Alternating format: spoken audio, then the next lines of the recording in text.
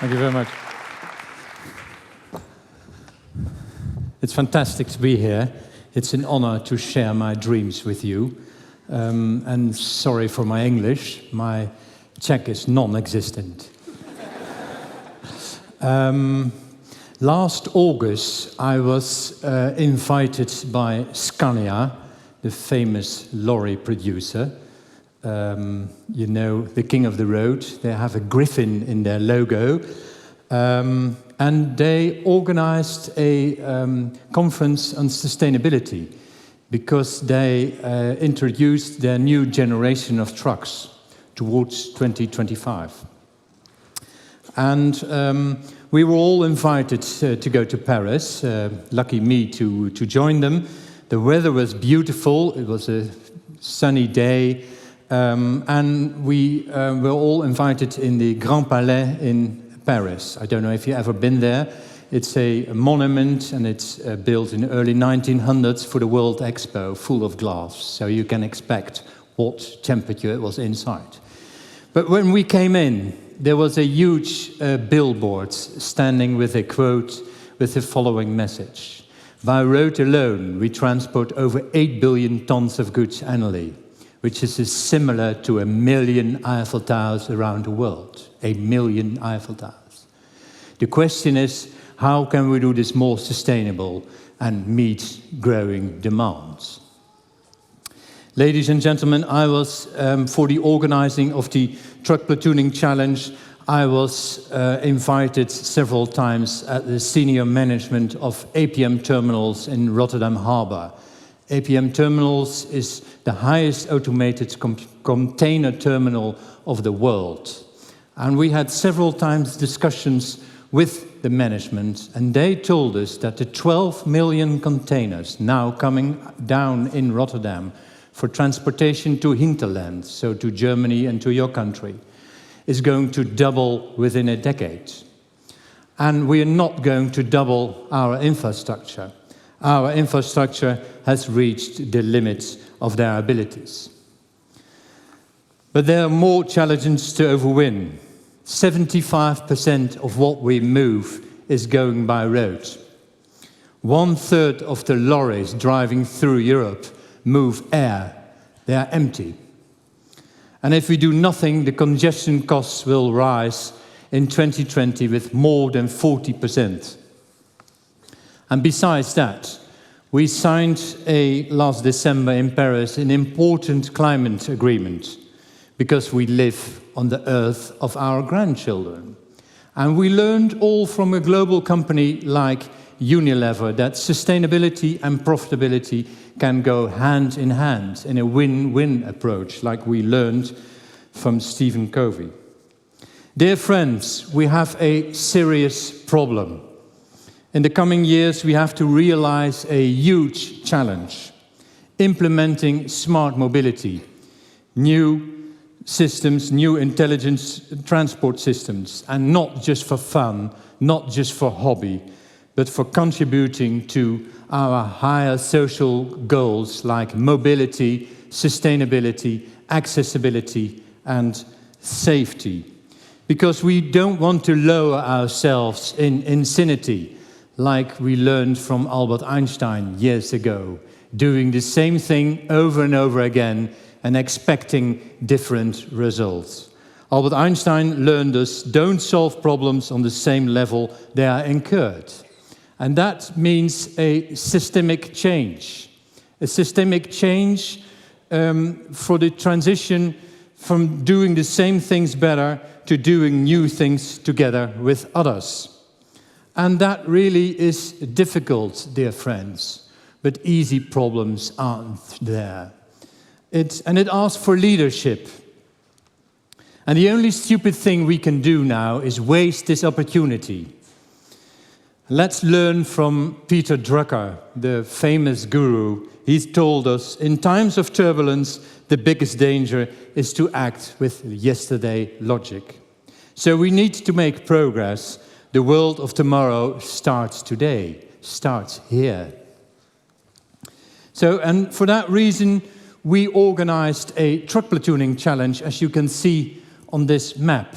And people would ask, what is truck platooning? Well, truck platooning is in fact safe and legal tailgating, lorries in Polonaise, Wi-Fi connected. But I'm going to show you by a small video of 1 minute what really is the benefit of truck platooning.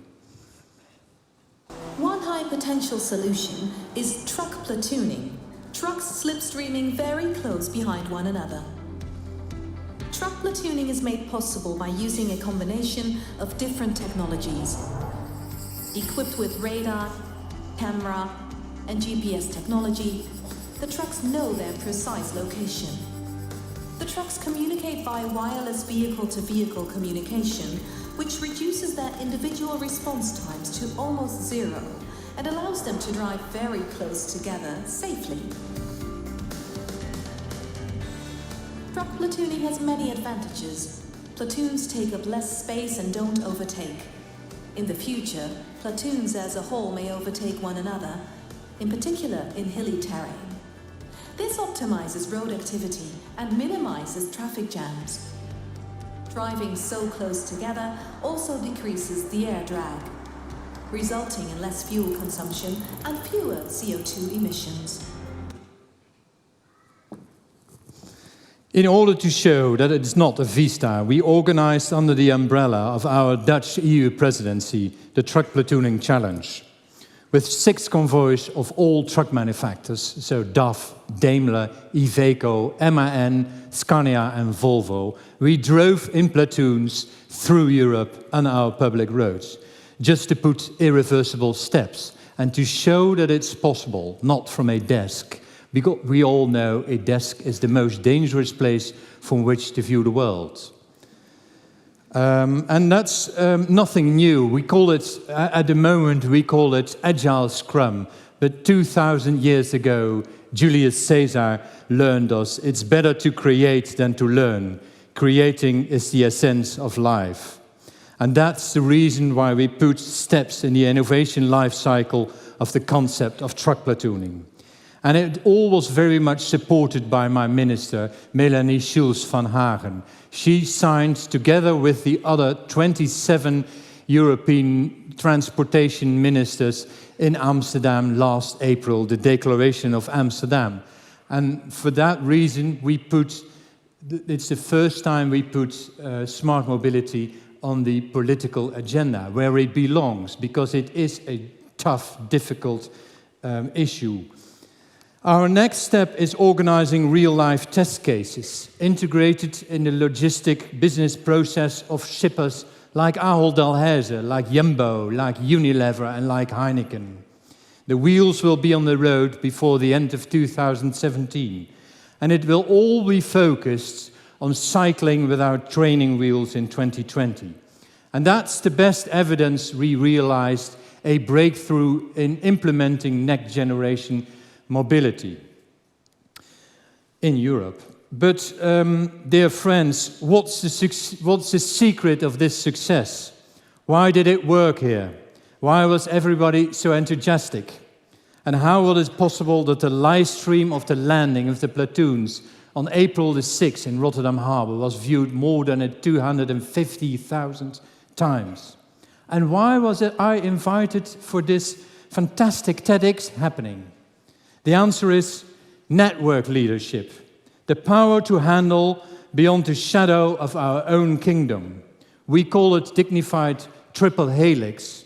In fact, it's not more than an equal partnership between 4 different stakeholders: the government, the market, knowledge institutes, and the environment.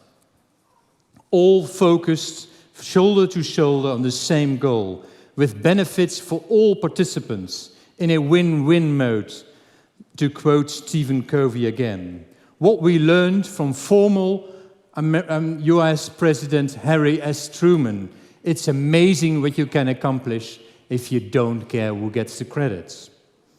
And for that reason, we built a community where all the different stakeholders, from the government, from the market, from the knowledge institutes, and from the environment, all participated. And all active in a mode to work on it. And you can imagine that in order to enable such a horizontal cooperation between all these stakeholders, where nobody is the boss. In fact, if you have a traditional organization, you have an organogram, you have a boss, and there's always someone who says, this is the way we are going. And in a horizontal cooperation, you don't have that. You have, in fact, the customer who is the boss, but the customer has no power enough to go for the breakthrough.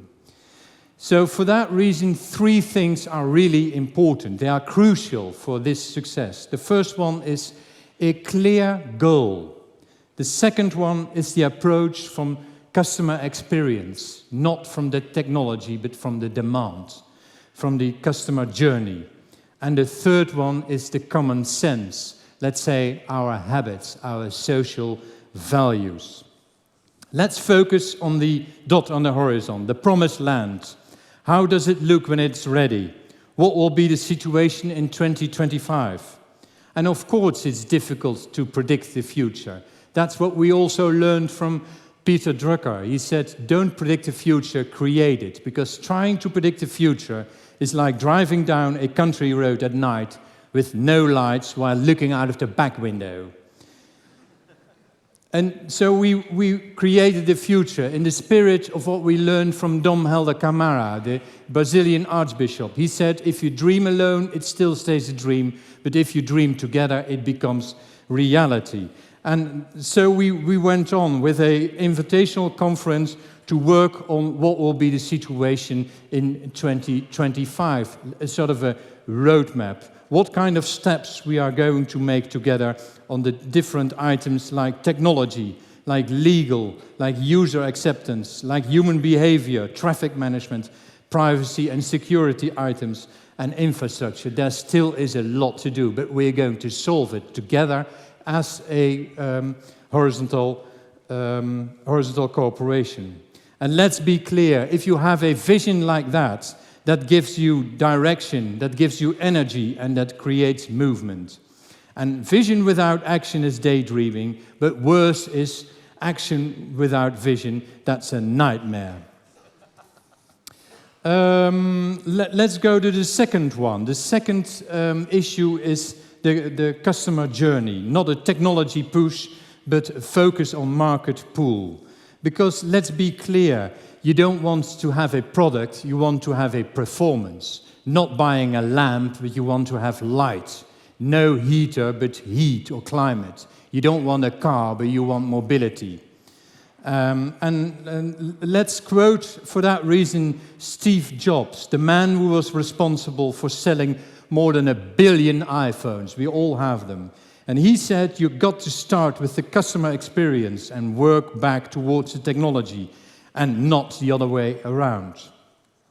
And then for the third part, the shared values. What are the habits? How are we working in a horizontal cooperation? First, start with the end in mind, like we made here with this roadmap. Second one, what I already said, is focus on a shared goal. The third one is value creation in terms of citizens. The fourth one is a link with the innovation to the business model.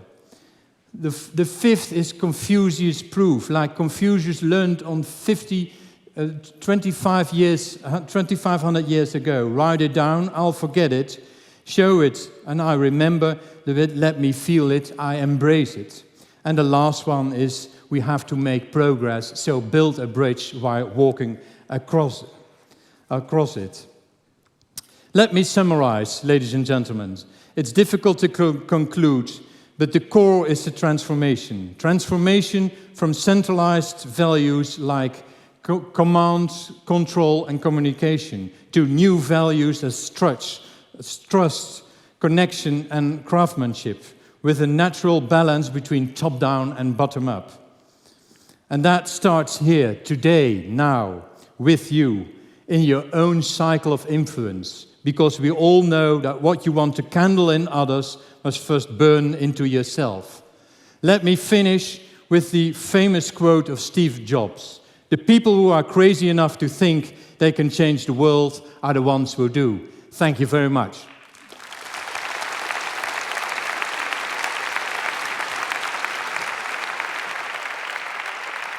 you.